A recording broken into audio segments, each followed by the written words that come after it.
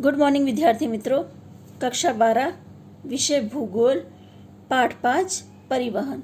इससे पहले वाले वीडियो में हम लोगों ने भारतीय रेल मार्ग की चर्चा की थी। इस वीडियो में हम लोग जल मार्गों की चर्चा करने वाले हैं। जल मार्ग का एक बड़ा लाभ यह है कि जल मार्ग बहुत ही सस्ता है। सड़क मार्ग और रेल मार्ग से जल मार्ग सस्ता है। इसमें सड़कों या रेलवे जैसे कोई मरम्मत की जरूरत नहीं होती। जल परिवहन का सबसे सस्ता माध्यम ये है। कहने का अर्थ है कि भारी वस्तुएं या एक स्थान से दूसरे स्थान पर जत्थाबंद वस्तुओं को ले जाने के लिए जल मार्ग उपयोगी साबित हुआ है। जहाजों के द्वारा लाखों टन सामान की हेराफेरी कर सकते हैं। जल मार्ग में महत्वपूर्ण आवश्यक बंदरगाहों की सुविधा उपलब्ध कराने की है। कहने का मतलब है कि अगर जल मार्ग के जरिए आप अपनी सामग्री भेजते हैं तो बंदरगाह का होना आवश्यक है। जल मार्ग को दो विभागों में विभाजित किया गया है, आंतरिक जल मार्ग और समुद्री जल मार्ग। यहाँ पर हम लोग आंतरिक जल मार्ग की चर्चा करने वाले हैं। नदियों, नहरों एवं सरोवरों द्वारा देश के तटीय किनारे एवं देश के अंदर वाले भागों में होने वाले जल परिवहन को आंतरिक जल मार्ग कहते हैं। आगे हम लोग विश्व के मुख्य आंतरिक जल मार्ग की चर्चा करेंगे, जिसमें पहला है Great Lakes and Saint Lawrence जल मार्ग।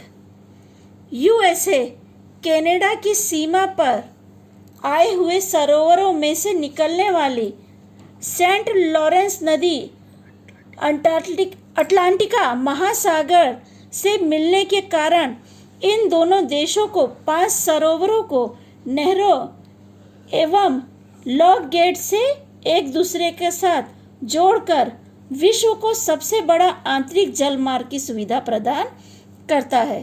परिणाम स्वरूप सुपीरिया सरोवर के किनारे डुलुथ, मिशिगन सरोवर के किनारे स्थित शिकागो,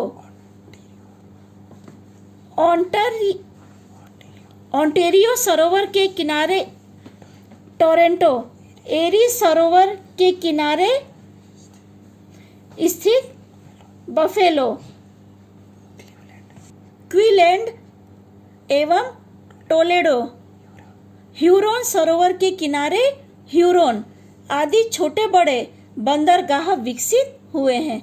जैसे मैंने आपको बताया था पहले भी कि जल मार्ग की सुविधा के लिए बंदरगाहों की आवश्यकता पड़ती है।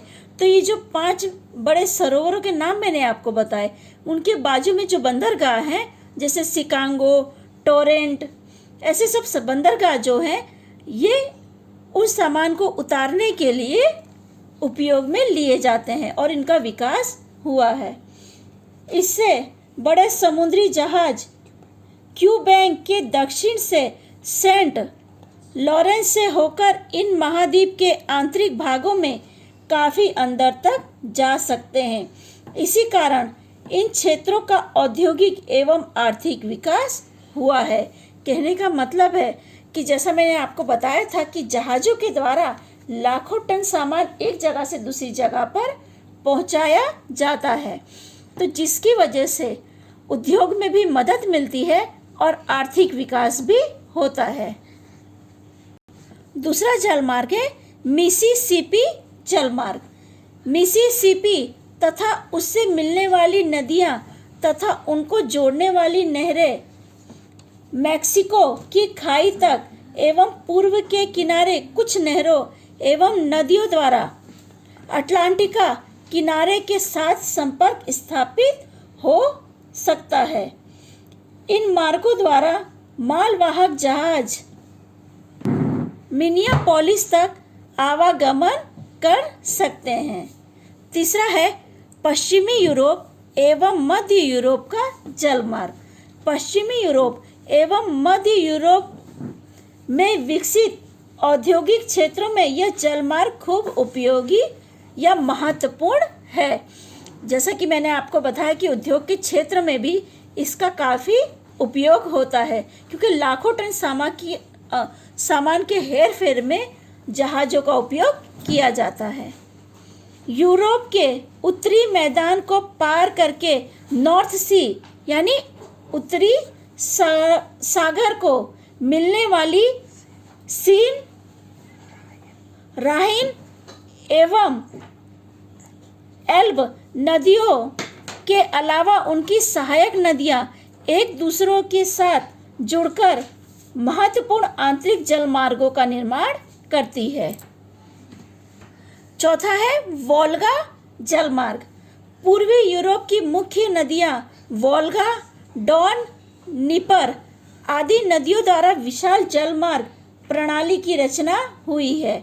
वोल्गा मॉस्को नहर द्वारा रूस की राजधानी मॉस्को तक जा सकते हैं। रूस की अन्य नदियों में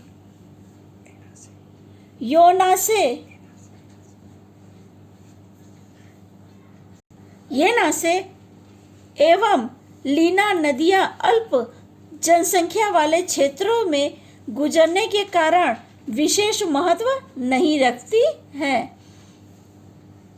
पांचवा है पराना पराग्वे जलमार्ग। दक्षिण अमेरिका में आए हुए पराना पराग्वे नदी प्रणाली का जल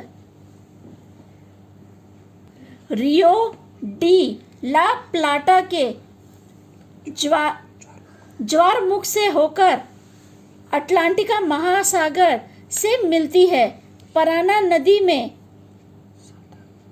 साता फेर एवं पराग्वे नदी में एसांस तक जलमार्ग है। इसके अतिरिक्त दक्षिण अमेरिका की अमेज़न, चीन की हुआंगहो, यांगजियांग एवं सिक्यांग भारत की गंगा नदी जलमार्ग के रूप में उपयोगी है। यानी अभी तक जितने जलमार्ग, ये पांचों जलमार्ग हमने पढ़े, ये पांचों जलमार्ग विदेश के हैं। ये सभी जलमार्ग औद्योग के क्षेत्र में क्योंकि ये सभी के सभी जितने जलमार्ग हैं, ये सभी बड़े शहरों के साथ जुड़ते हैं, जिसकी वजह से वहाँ पे औद्योग के विकास में भी मदद करते हैं, जिससे आर्थिक विकास भी होता है। यानी किसी न किसी रूप में जलमार्ग उद्योग के लिए भी उपयोगी साबित होता है, क्योंकि लाखों टन सामान की हेरा फेरी में जलमार्ग उपयोगी है। और ये जितने जलमार्ग हैं, ये आंतरिक जलमार्ग हैं, यानी सभी शहरों के अंदर से होकर गुजरते हैं या शहरों के आसपास से होकर गुजरते हैं, जिसकी वजह से ये लाभदायी भी हैं और उपयोगी भी हैं। ठीक है विद्यार्थी मित्रों, इसके आगे की चर्चा अगले वीडियो में करेंगे।